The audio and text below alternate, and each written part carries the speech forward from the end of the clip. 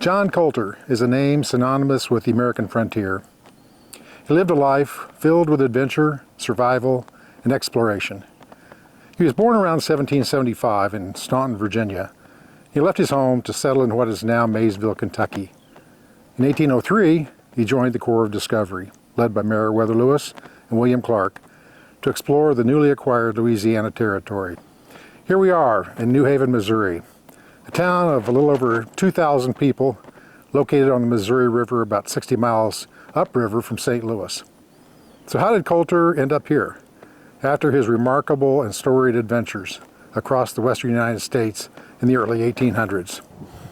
Well, let's go back and visit the remarkable life and story of John Colter. John Colter enlisted in the Corps of Discovery on October 15, 1803. He was often counted among the 9 young men from Kentucky. From the start, his skills were put to good use, particularly in hunting, and his name appears over 200 times in the expedition's journals. In addition to hunting, Colter was often entrusted with delivering messages between separated parties, sometimes over long distances. If members of the expedition went missing, it was usually Colter who was sent to scout and find them. He was also involved in small exploratory missions alongside Captain Lewis and occasionally both Lewis and Clark, such as the August 25, 1804 expedition to Spirit Mound, or the Mountain of Evil Spirits, as Clark described it. Colter's toughness and survival skills were legendary. On June 18, 1806, he survived a dangerous fall when his horse slipped while crossing Hungry Creek. Colter and his horse were swept downstream, rolling over rocks, but Colter managed to escape uninjured, and impressively, he didn't lose his gun. As the expedition neared its end, on August 15, 1806, Colter expressed his desire to leave early and join a group of fur trappers. Recognizing Colter's valuable contributions, Lewis and Clark agreed, on the condition that the rest of the party agreed and remained intact until they returned to St. Louis. After securing the agreement of the other members of the expedition, Colter was furnished with supplies and officially discharged the following day, August 16, 1806. Although Colter had left early, the captain seemed to honor and believe Colter was deserving of extra pay. His service was listed until October 10, 1806, and he was paid $178.33, which is more than the average of $166 many of the other members of the Corps received. Colter's post-expedition life saw him become a key figure in the burgeoning fur trade, working for Manuel Lisa's Missouri Fur Company.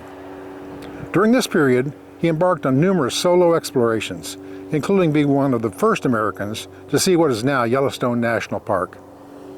His descriptions of the geothermal wonders there earned the area the nickname Colter's Hell.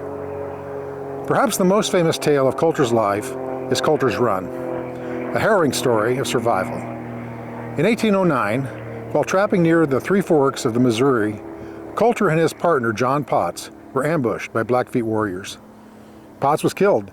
Colter was captured, he was stripped naked, and told to run for his life.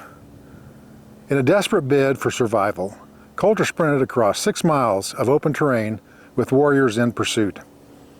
He miraculously escaped by diving into a river and hiding under driftwood, later making his way back to safety. Despite his legendary status, Colter faced financial struggles.